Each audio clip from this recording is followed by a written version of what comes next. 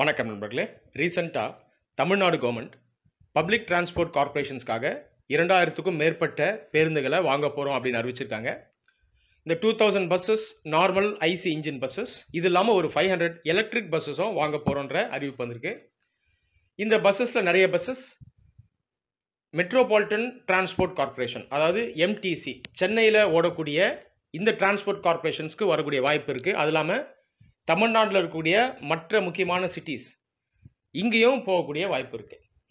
சரி, இப்போ இந்த வீடியோவில் நம்ம டிஸ்கஸ் பண்ண போகிறது என்னன்னு பார்த்தீங்கன்னா, இனிமே வரக்கூடிய சிட்டி பஸ், இந்த சிட்டி பஸ்ஸஸை நம்ம எப்படி ப்ராப்பராக டிசைன் பண்ணணும், அந்த பாடி டிசைன் எப்படி ஆக்சுவலாக இருக்கணும், இது வரைக்கும் என்ன மிஸ் ஆகுது, இதை தான் நம்ம டிஸ்கஸ் பண்ண போகிறோம். உங்களை நிறைய பேர் பஸ் ஃபேன்ஸாக இருப்பீங்க, ஸோ ஐஸ்தட்டிக்ஸை விரும்பக்கூடியவர்களாக இருப்பீங்க. ஆனால் இந்த அழகை ரசிக்கிறதை தாண்டி டெக்னிக்கலாக சயின்டிஃபிக்காக நீங்கள் சில விஷயங்களை லேர்ன் பண்ணணும். அதனால் நீங்களும் இந்த வீடியோவை ஃபுல்லாக கேளுங்க, இது உங்களுக்கும் ரொம்ப ஹெல்ப்ஃபுல்லாக இருக்கும். இப்போ தமிழ்நாட்டில் இருக்கக்கூடிய முக்கியமான சிட்டி பஸ் கார்ப்பரேஷன் பார்த்தீங்கன்னா எம்டிசி. ஸோ எம்டிசியை நம்ம ஒரு பெஞ்ச் மார்க்காக எடுத்துப்போமே. எம்டிசியில் தற்போதைக்கு இருக்கக்கூடிய லேட்டஸ்ட் பேட்ச் பஸ்ஸஸ், இந்த ரெட் கலர் பஸ்ஸஸ், நீங்கள் அதை கவனிச்சிருப்பீங்க. இந்த ரெட் கலர் பஸ்ஸஸ் பார்த்தீங்கன்னா டீலக்ஸ் அப்படின்ற பிராண்டிங்கில் வருது. ஜென்ரலாக டீலக்ஸ்னு சொல்கிறத விட ஆக்சுவலாக சிட்டி பஸ் அப்படின்னு சொல்கிறது தான் கரெக்டாக இருக்கும். ஆனால் அந்த டீலக்ஸ் பஸ்ஸுக்கும் கீழே இருக்கக்கூடிய பஸ்ஸஸ் பார்த்தீங்கன்னா நார்மல் மொஃபிசில் பஸ் மாதிரியே இருக்கும், அதில் கொஞ்சம் மாடிஃபிகேஷனோடு வரும். ஸோ இந்த டீலக்ஸ் கேட்டகரி பஸ்ஸஸை தான் நம்ம ஆக்சுவலாக ப்ராப்பர் சிட்டி பஸ் அப்படின்ற பேரில் கொண்டு வரோம். ஆனால் அந்த டீலக்ஸ் கேட்டகரி பஸ்ஸே உத்து பார்த்தீங்கன்னா பாடி டிசைனை வச்சு பார்க்கும்போது இது உண்மையான ஒரு சிட்டி பஸ் கிடையாது. சரி, அப்போ உண்மையான சிட்டி பஸ் எப்படி இருக்கணும், இதை நாம் அந்த வீடியோவில் டிஸ்கஸ் பண்ணுவோம். எம்டிசி கடந்த ஒரு 20 வருடங்களாக நீங்கள் பார்த்தீங்கன்னா ஒரு சில முக்கியமான வருடங்களில் பேட்சஸாக இந்த பஸ்ஸஸை எடுத்துகிட்டு வந்திருக்காங்க. அதாவது இந்த டீலக்ஸ் கேட்டகரி பஸ்ஸஸ், நான் சொன்னது போல் இதை தான் ஆக்சுவல் சிட்டி பஸ்ஸாக நம்ம எடுத்துகிட்டு வரோம். 2005ல் ஒரு பெரிய பேட்ச் வந்துச்சு, 2010ல் அடுத்த பெரிய பேட்ச் வந்துச்சு. இந்த 2010ல் பார்த்தீங்கன்னா டாடா மார்க்கோ போலோ, இதுலேயும் ஒரு பேட்ச் வந்துச்சு. அதுக்கப்புறம் 2016ல் ஒரு பேட்ச், லேட்டஸ்ட்டாக 2019ல் வந்து இந்த ரெட் பேட்ச். இதெல்லாம் தான் முக்கியமான பேட்சஸ். இந்த 2005, 2010 பேட்சஸ் எடுத்துட்டிங்கன்னா இந்த பஸ்ஸஸ் இப்போதைக்கு இருக்கக்கூடிய ரெட் பஸ்ஸஸை விட கொஞ்சம் அட்வான்ஸ்ட். ஏன்னா அதெல்லாம் ஓரளவுக்கு ஒரு சிட்டி பஸ் டிசைனை ஒத்து போகக்கூடிய மாடல்ஸ்.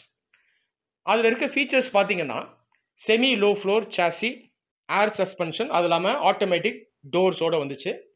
2019 இந்த ரெட் பஸ் பார்த்தீங்கன்னா செமி லோ ஃப்ளோர் கிடையாது, ஆனால் க்ளோஸ்டு ஆட்டோமேட்டிக் டோர்ஸ் இருக்குது, அதே போல் ஏர் சஸ்பென்ஷனும் இருக்குது. இந்த ரெட் பஸ்னுடைய டிசைனில் ஒத்து பார்த்தோம்னா ஒரு அழகான டிசைன், அதில் மாற்று கருத்துக்கு இல்லை. உள்ள நல்ல ஸ்பேஷியஸாக இருக்குது, டால் பாடி டிசைன், இதெல்லாம் இதனுடைய ப்ளஸ். அது இல்லாமல் கேங் வேவும் சரி, சீட்டில் இருக்கக்கூடிய அந்த லெக் ரூமும் சரி, எல்லாமே நல்லா இருக்குது. ஆனாலும் நான் சொன்னது போல் ஏற்கனவே அந்த பேட்சஸை கம்பேர் பண்ணும்போது இந்த 2019 ரெட் பஸ் மாடல் அந்த அளவுக்கு அட்வான்ஸ்டு கிடையாது. சரி, அப்போது ஒரு ப்ராப்பரான சிட்டி பஸ் எப்படி இருக்கணும் அப்படிங்கிறத நம்ம இப்போ டிஸ்கஸ் பண்ணுவோம். ஒரு 4-5 பாயிண்ட்டை நான் முக்கியமாக டிஸ்கஸ் பண்ண விரும்புகிறேன்.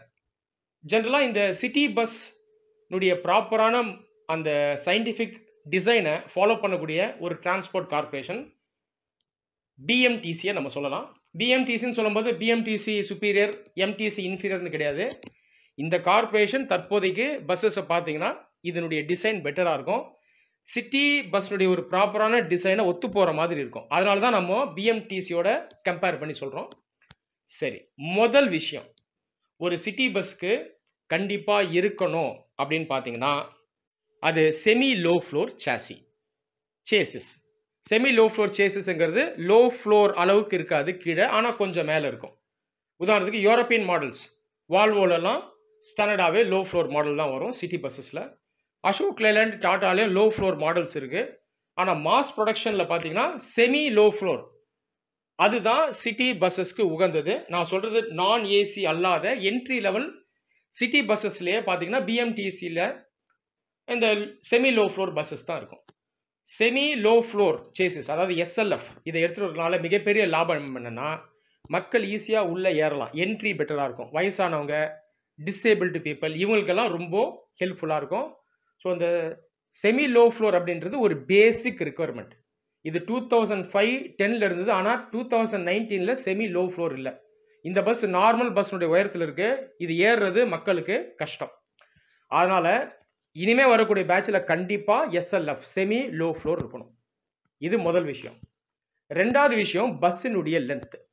பிஎம்டிசி எடுத்துட்டீங்கன்னா அந்த என்ட்ரி லெவல் சிட்டி பஸ்ஸஸ் எல்லாமே 12 meter buses, both Tata and Ashok Leyland. அப்போதைக்கு 1616 மாடலில் டாட்டாவில் பஸ்ஸஸ் வந்துச்சு. இப்போ அந்த மாடல் வர்றதில்லை. 1616 மாடலுடைய லென்த்தும் பார்த்தீங்கன்னா அதிகம். ஸோ லென்த்துங்கிறது முக்கியம். இந்த அதிகமான லென்த் வைக்கிறதுனால நமக்கு லாபம் என்னன்னு பார்த்தீங்கன்னா, உள்ள நிறைய பேசஞ்சர்ஸை அகாமடேட் பண்ணலாம், உள்ள ஸ்பேஸ் அதிகமாக இருக்கும். ஆனால் எம்டிசியில் 2005லேருந்து எடுத்துகிட்டு வரப்பட்ட சிட்டி பஸ் மாடல் எல்லாமே 11 மீட்டர் ஸ்டாண்டர்ட் சாசி தான். அந்த மார்க்கோ போலோ மட்டும்தான் லாங் சாசி. ஸோ இதை நம்ம மனசில் வைக்கணும். இந்த லாங் சாசி வைக்கிறதுல இன்னொரு லாபம் என்னன்னு பார்த்தீங்கன்னா, ஃப்ரண்ட் ஓவர் ஹேங்கை அதிகமாக வைக்கலாம். ஃப்ரண்ட் ஓவர் ஹேங்கை அதிகமாக வைக்கும்போது இந்த ஃப்ரண்ட் என்ட்ரன்ஸ் டோர் இருக்குல்ல, அதை ஃப்ரண்ட் ஓவர் ஹேங்கில் ஷிஃப்ட் பண்ணிடலாம். அது இல்லாமல் இந்த லென்த் அதிகம் வைக்கிறதுனால சீட்ஸை அதிகமாக வைக்க முடியும், ஸ்டாண்டீஸும் அதிகமாக நிற்க வைக்கலாம். ஸோ ஓவரால் பெரிய பெனிஃபிட் இருக்குது. நிறைய பேசஞ்சர்ஸை ஏற்றுறதுனால இன்டெரக்டாக ஃபியூவல் எஃபிஷியன்சியும் அதிகமாக இருக்கும். மூன்றாவது விஷயம், சிட்டி பஸ்னுடைய ஃப்ரண்ட் ஃபேஸ் டிசைன் வந்து ஃப்ளாட்டாக இருக்கணும். இது சம்மந்தமாக ஏற்கனவே ஒரு வீடியோ நான் அப்லோட் பண்ணியிருக்கேன். அந்த வீடியோவை ஃபுல்லாக கேளுங்க, உங்களுக்கு ஒரு ப்ராப்பரான ஐடியா கிடைக்கும். 2005 2010 அது இல்லாமல் 2010 மார்க்கோ போலோ பேட்ச் பார்த்தீங்கன்னா ஃப்ளாட் ஃப்ரண்ட் இருக்கும். இப்போதைக்கு இருக்கக்கூடிய பஸ்ஸஸ் இந்த 2019 ரெட் பஸ்னுடைய ஃப்ரண்ட் பார்த்தீங்கன்னா ஃப்ளாட் ஃப்ரண்ட் கிடையாது. இன்டர்சிட்டி பஸ்ஸஸ் மாதிரி ஏரோடைனமிக் ஃப்ரண்ட் தான் இருக்குது. சிட்டி பஸ்ஸஸ் பொறுத்த வரைக்கும் ஏரோடைனமிக்ஸாக இருக்கணும்னு அவசியம் இல்லை. ஏரோடைனமிக்ஸ் பெருசாக சிட்டியில் ரோல் ப்ளே பண்ணாது. நீங்கள் இந்த வீடியோவை பாருங்கள், உங்களுக்கு இது இன்னும் இன்டெப்த்தாக புரியும். ஃப்ளாட் ஃப்ரண்ட் ஃபேஸ் வைக்கிறதுனால நிறைய லாபம் இருக்குது. ஒரு முக்கியமான விஷயம் என்னென்னா, இந்த அதிகமான லென்த் இருக்கு இல்லையா, அதோடு சேர்ந்து ஃப்ளாட் ஃப்ரண்ட்டும் இருக்கும்பொழுது அந்த ஃப்ரண்ட் ஓவர் ஆங்கிள், அதாவது ஃப்ரண்ட் வீலுக்கு முன்னாடி ஃப்ரண்ட் என்ட்ரன்ஸ் டோரை வச்சிடலாம். அந்த டோரை நல்ல அகலமாகவும் வைக்கலாம். ஸோ அந்த அகாமடேஷனை நம்ம பண்ணிடலாம். இந்த டோர் செட்டப் வைக்கிறதுனால இடம் இன்னும் மிச்சமாகவும், அந்த இடத்துல சீட்டை அதிகமாக வச்சிடலாம். இது ஒரு லாபம். அது இல்லாமல் ஃப்ளாட் ஃப்ரண்ட் ஃபேஸ் வைக்கும் பொழுது விண்டு ஷீல்டு ஃப்ளாட்டாக இருக்கும். அதனால் டிரைவர்னுடைய பொசிஷனை கொஞ்சம் முன்னாடி கொண்டு வரலாம், சேஃப்டியை காம்ப்ரமைஸ் பண்ணாமல். மூணாவதாக விண்டு ஷீல்டு ஃப்ளாட்டாக இருக்கனால மேல் புறத்தில் பெரிய டிஸ்பிளே போர்டை வைக்கலாம். ஸோ இதெல்லாம் ஃப்ளாட் ஃப்ரண்ட் வைக்கிறதுக்கான லாபம். இது மூன்றாவது விஷயம். நாலாவது விஷயம், சிட்டி பஸ்னுடைய ஹைட் நல்லா அதிகமாக இருக்கணும். இந்த கிளாஸ் பேனல்ஸ், அதாவது விண்டோ பேனல்ஸுடைய சைஸ் அதிகமாக இருக்கணும். காரணம் என்னென்னா, அப்போ தான் அது பேசஞ்சர்ஸ்க்கு பெட்டராக இருக்கும், விசிபிலிட்டி இருக்கும், ஏர் அதிகமாக உள்ளே வரும், பெட்டராக ப்ரீத் பண்ணலாம், எல்லாத்துக்கு மேலே பஸ் உள்ளே ஏறலாம் அப்படின்ற ஆசையே அப்போ தான் வரும். நீங்கள் ஜென்ரலாக வேர்ல்டு வைட் நீங்கள் சிட்டி பஸ் டிசைனில் பார்த்தீங்கன்னா இந்த கிளாஸ் பேனலுடைய சைஸ் வந்து நல்ல பெருசாக இருக்கும். ஒட்டுமொத்தமாக பஸ்ஸினுடைய ஹைட்டும் அதிகமாக இருக்கும். பிஎம்டிஎஸ்சிலையும் நீங்கள் இதை கவனிக்க முடியும். So height and glass panel, இது நான்காவது விஷயம். இதையும் கவர்மெண்ட் மனசில் வைக்கணும் அடுத்த பேட்சை கொண்டு வரும்போது. அஞ்சாவது விஷயம், இந்த 2005 2010 எம்டிசி மாடல்ஸில் ஒரு மிகப்பெரிய மிஸ்டேக் என்னென்னா, செமி லோ ஃப்ளோர் தான். ஆனால் அதில் வீல் ஆர்ச் பஸ்ஸினுடைய பேசஞ்சர் ஃப்ளோருக்கும் மேலே வரும். நீங்கள் இதை எல்லாருமே கவனிச்சிருப்பீங்க. இந்த பேசஞ்சர் நிற்கக்கூடிய உட்காரக்கூடிய ஃப்ளோரை நம்ம டெக்குன்னு சொல்லுவோம். அதுக்குள்ளே இந்த முன்னாடி பின்னாடி வீல் ஆர்ச் வர்றதுனால வீல் ஆர்ச்சுக்கு மேலே வர சீட்டு மட்டும் ரொம்ப உயரமாக இருக்கும். இது பார்க்குறதுக்கு அழகாக இருக்காது, இது கன்வீனியன்ட்டாகவுமே இருக்காது. ஆனால் பிஎம்டிசியில் நீங்கள் பார்த்தீங்கன்னா அந்த வீல் ஆர்ச் மேலே டைரெக்டாக சீட்டை வச்சுருப்பாங்க. இந்த இடத்துல டைரெக்டான்னு சொல்கிறது ஒரு மெட்டல் பேனல் இருக்கும் சேஃப்டிக்காக, அதுக்கு மேலே டைரெக்டாக சீட்டு வந்துடும். அப்போ வீல் ஆர்ச்சுக்கு மேலே வரக்கூடிய சீட்டுமே நீங்கள் பார்த்தீங்கன்னா மற்ற சீட்டினுடைய ஹைட்லேயே இருக்கும். ஸோ வசதியும் நல்லாயிருக்கும், அழகாகவும் இருக்கும், தேவையில்லாமல் ஸ்பேஸ் வந்து வேஸ்ட் ஆகாது. ஸோ இந்த wheel arch and seat design அடுத்த முக்கியமான அம்சம். இதுலேயும் நம்ம கவனமாக இருக்கணும். அடுத்து ரொம்ப ரொம்ப முக்கியமான விஷயம் அப்படின்னு நம்ம சொல்லலாம், இது பஸ்ஸினுடைய டோர் டிசைன். ஜென்ரலாக சிட்டி பஸ்ஸஸில் 2 டோர்ஸ் இருக்கும், அதாவது 2 என்ட்ரன்ஸ் இருக்கும். ஒன்று ஆக்சுவலாக எங்கே இருக்கணும்னா பஸ்ஸினுடைய நடுப்பகுதியில் இருக்கணும். அதாவது 2 வீலுக்கும் நடுவில் அந்த வீல் பேஸ் அந்த இடத்துல இருக்கணும். வீல் பேஸ்னுடைய அந்த ஸ்பேனில் இருக்கணும். ஃப்ரண்ட் டோர் எங்கே இருக்கணும்னா ஃப்ரண்ட் ஓவர் ஹேங்லேயே இருக்கணும், அதாவது ஃப்ரண்ட் வீலுக்கும் முன்னாடி இருக்கணும். இதுதான் வேர்ல்டு வைடு ப்ராப்பரான சிட்டி பஸ் டிசைன். இது வந்து கடைசியாக தமிழ்நாடு எம்டிசியில் எப்போ இருந்ததுன்னா 24 வருஷம் முன்னாடி வந்த பேட்சில் தான் இருந்தது. அதுக்கப்புறம் வந்த பேட்சில் டிசைன் எப்படி இருக்குன்னா மொஃபசில் பஸ்ஸில் இருக்க மாதிரியே டிசைன், டோர் டிசைன் தான் உங்களால் பார்க்க முடியும். உதாரணத்துக்கு இந்த ரெட் பஸ்ஸில் கூட பார்த்தீங்கன்னா மொஃபசில் பஸ்ஸில் இருக்க மாதிரி ஃப்ரண்ட் டோர் ஃப்ரண்ட் வீலுக்கும் அப்புறம் இருக்கும், அதாவது பேக்கில் இருக்கும். இந்த மாதிரி டிசைன் வைக்கிறதுனால என்ன நஷ்டம்னு பார்த்தீங்கன்னா ஸ்பேஸ் உள்ள வேஸ்ட் ஆகிடும். அது இல்லாமல் அந்த இடத்துல சீட்டை வைக்க முடியாது. ஆனால் நீங்கள் ஃப்ரண்ட் ஓவர் ஹேங்கில் நீங்கள் டோரை வச்சுட்டிங்கன்னா அதில் ஸ்பேஸ் வந்து மிச்சமாகவும் ஓவராலாக பஸ்ஸுக்குள்ளே அடிஷ்னலாக சீட்டை வைக்கலாம். நீங்கள் முன்பகுதி ஓவர் ஹேங்கில் பார்த்தீங்கன்னா அந்த ஃப்ரண்ட்டு ஒரு 3 அடி 4 அடியில் சீட்டு வைக்க முடியாது. அது எப்படி இருந்தாலும் வேஸ்ட்டாக தான் போகும். அந்த இடத்துல நீங்கள் டோரை வச்சுட்டிங்கன்னா ஸ்பேஸை மினிமைஸ் பண்ணிடலாம். அதனால் இந்த மாடலை நம்ம ஃபாலோ பண்ணணும். இந்த மாடலை ஃபாலோ பண்ணுறதுல இன்னொரு லாபமும் இருக்குது. எப்படின்னு பார்த்தீங்கன்னா இந்த பஸ்ஸினுடைய சீட்டிங் அரேஞ்ச்மெண்ட்டை நம்ம எப்படி வைக்கணும்னா first half ladies second half ஜென்ஸ்னு வச்சிடலாம். அப்போது லேடிஸ் எங்கே ஏறணும்னா செகண்ட் டோர் இருக்குது பார்த்தீங்களா, பஸ்ஸினுடைய நடுப்பகுதி, அதில் ஏறி முன் பக்கம் ஃப்ரண்ட் டோர் வழியாக அவங்க இறங்கிடணும். ஜென்ஸ் எப்படி ஏறலான்னா பஸ்ஸினுடைய நடுப்பகுதியில் இருக்க டோர் இருக்கு இல்லையா, அதனுடைய செகண்ட் ஹாஃப் அதாவது பேக் சைடில் ஏறி பேக் சைடில் இறங்கிடலாம் கீழே. ஸோ இதில் இன்னொரு லாபமும் இருக்குது. ஓவரால் 2 டோர்னுடைய விட்டையும் சேர்த்திங்கன்னா அதிகமாகவும் இருக்கும். அதே நேரத்தில் ஸ்பேஸையும் நம்ம மேக்ஸிமம் யூட்டிலைஸ் பண்ணிடலாம். மிச்சப்படுத்துகிற ஸ்பேஸில் சீட்டு அதிகம் வச்சு விட்றலாம். இந்த அளவுக்கு இந்த டோர் டிசைனில் லாபம் இருக்குது. இதை வந்து நம்ம கவனிக்காமல் இருக்கோம். இந்த டோர் டிசைன் அப்படியே கண்டினியூ பண்ணுறதுக்கு, அதாவது மொஃபசில் பஸ் டிசைனில் கண்டினியூ பண்ணுறதுக்கு சில ரீசன்ஸ் இருக்குது. ஏன்னா இதையே நம்ம 20 வருஷத்துக்கு மேலே ஃபாலோ பண்ணிட்டோம். பேசஞ்சர்ஸும் அதை யூஸ் ஆகிட்டாங்க. ஸோ அதை நம்ம அப்படியே ஃபாலோ பண்ணிட்டு வரோம். ஆனால் இதை மாற்றுறது நல்லது. ரீசன்ஸை நான் சொல்லிட்டேன்.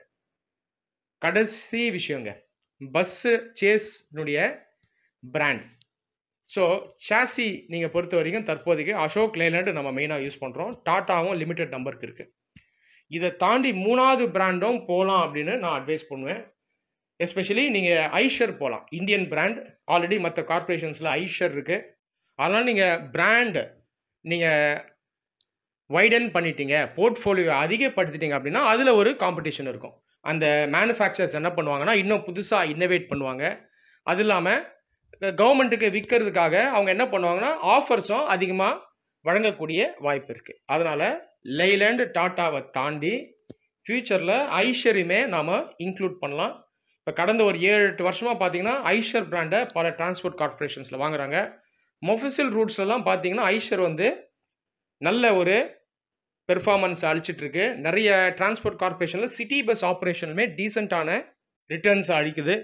ஏன் நிறைய பேர் ஐஷரை சிட்டி பஸ் ஆப்ரேஷன்ஸ்க்கு வாங்க மாட்டாங்கன்னு பார்த்தீங்கன்னா சக்தி அதிகம். 700 நியூட்டன் மீட்டர் டார்க் இருந்தது இதுக்கு முன்னாடி இருந்த மாடல். ஆனால் இப்போ BS6 வந்ததுனால ஜென்ரலாக பவர் அதிகமாக தான் இருக்கணும்.